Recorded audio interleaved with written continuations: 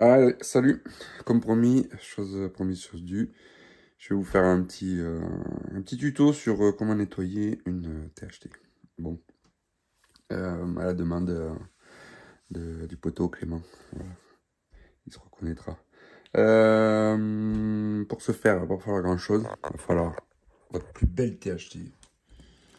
Voilà, c'est une vieille THT de stock. Bon, autant vous dire, quand je fais ça, je la décolle pas du. Je la décolle pas de la PCB, hein, je la dessoude pas. Il va vous falloir un peu de ce qu'on appelle dans le jargon de la pocha. Bon, celle-ci est présentée en bande parce qu'elle faisait partie de kit de réparation de câbles haute tension. Mais dans le lien, je vous mettrai celle qui est en ruban, style ruban adhésif. Avec, c'est toujours présenté pareil. En fait, vous avez une petite protection plastique avec la pocha en par-dessus, plus après, reprotection plastique plus la pocha. Un peu d'alcool ménager, ouais, supérieur à 95, sinon les 5% de produits gras, ils restent dans le câble. Et ils font conducteur. Il faut que ça s'évapore, voilà. Donc white spirit, alcool isopropyl, des conneries comme ça. Un peu de chiffon, hein, toi-même tu sais, pour les longues soirées d'hiver. Et puis le kit, voilà, c'est tout. Après, je vais essayer de vous faire ça rapidos et vous montrer comment ça marche. Donc du coup, je vous tourne. Je vous mets là. En théorie, vous serez aux premières loges. Vous allez pouvoir observer tout ce que je fais. Donc, une petite feuille, l'alcool. Bon, moi j'avais été emmerdé avec la tétine qui fuyait. Là, j'avais un éclair. J'avais un bel éclair. Donc, on nettoie. On enlève tout ce qu'on peut. Ça marche bien, hein, ça marche très bien. Et on va faire notre patch sur une dizaine de centimètres. Alors, on peut le faire aussi à la base, hein, ça marche très bien à la base. Je le fais pas là parce que il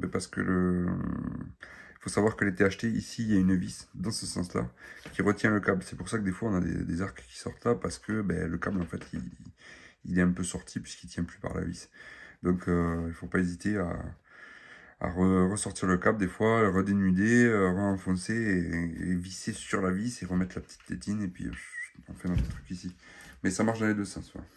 Il faut le savoir. Donc on n'hésite pas, on met la dose. De toute façon, ça s'évapore. L'idée c'est justement ça, c'est que ça s'évapore et que le câble ne soit pas dégueu, ne soit pas plein de graisse. Donc ce qui veut dire se laver les mains au préalable. Si on touche avec nos doigts pleins de gras, ici on n'hésite pas à renettoyer.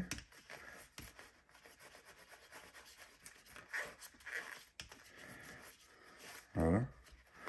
Ça va m'emmerder, je vais le sortir. Voilà.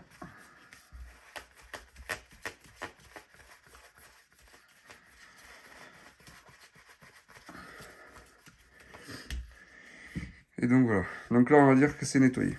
On nettoie bien toutes les surfaces. Là où la pocha va devoir adhérer. On se prend une petite marge, voilà, on met 10-15. Et on va pouvoir commencer à passer notre pocha. Donc là, pour l'exemple, je vais vous la faire courte parce que je vais pas y passer.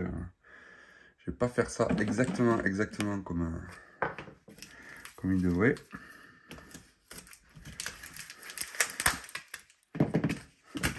C'est élastique, hein. C'est très élastique. Alors l'idée, c'est que la largeur de la pocha, quand vous allez l'étirer, elle va se rétrécir. Il ne faut pas descendre à moins de la moitié de la largeur de la pocha. Donc il ne faut pas l'étirer à moins de la moitié. Voilà. Donc on adhère, on amorce, et c'est en tirant que elle s'auto-agrippe. Donc vous voyez déjà, elle commence à perdre de sa largeur, et il faut recouvrir à moitié. Donc il faut faire un serpentin à moitié, voilà, de recouvrement. On étire à moitié. Il y a un juste milieu. Celle-ci, elle est très dure à travailler parce que elle provient des kits.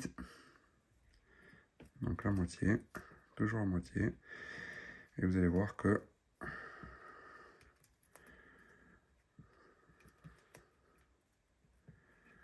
on va pouvoir traiter les 10 cm avec un petit bout. Il n'y a pas besoin d'en mettre 150 000 longueur.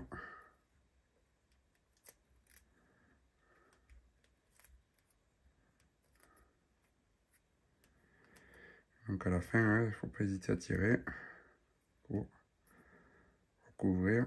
Voilà, appuyer. On a notre boudin. En théorie, ce genre de patch haute tension avec la pocha, là moi c'est pour l'exemple, c'est pour vous montrer sur l'exemple, mais il faut faire un aller, un retour, c'est le minimum. Le constructeur, Nexan, préconise un aller, retour, aller. Voilà, ça fait un sacré boudin. Après, au final, là, je vous cache pas, mais en tout cas, l'idéal, c'est de faire un aller et un retour. Et au retour, vous n'hésitez pas, vous repassez bien, vous remontez un peu plus que prévu. Là, je vais pas le faire parce que ça coûte cher et que ça fait chier pour l'exemple de niquer de la bande. Et donc, du coup, après, on passe au scotch. Alors ça, c'est typiquement le scotch de l'électricien qu'il faut pas acheter. Parce que ça se travaille pas. Ça s'étire et ça pète. C'est cassant, c'est de la merde. Ça, par contre, le 3M, spécialiste du scotch électricien, ça, c'est fait pour travailler. Et là, pareil, idem, même combat. Bon, là, je vais être un peu plus généreux, mais vous allez comprendre. On fait la même. Et là, par contre, on peut tirer. N'hésite pas à tirer. Et à repasser dessus. Voilà. Et là, vous allez voir que notre boudin, on va essayer d'éviter les plis.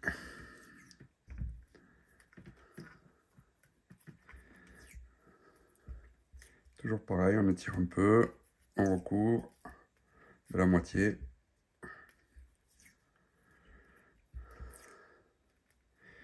Et là, on n'hésite pas, on recontinue un petit peu.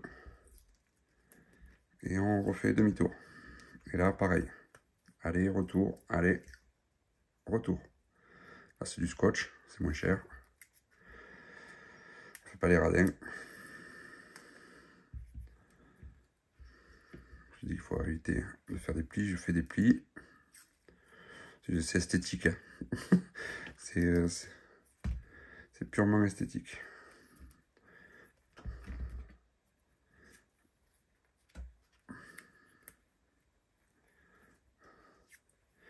La peau de chat, ça adhère, c'est de la colle. Hein. Clairement. Hein. Quand vous allez repasser dessus et que vous allez un peu la tirer, elle va automatiquement se coller. Donc méfiance quoi. Gardez, il y en a qui préfèrent garder l'isolant plastique autour quand il la pose. Et d'autres comme moi qui préfèrent couper un brin long et puis travailler avec. Et là, on repart en arrière.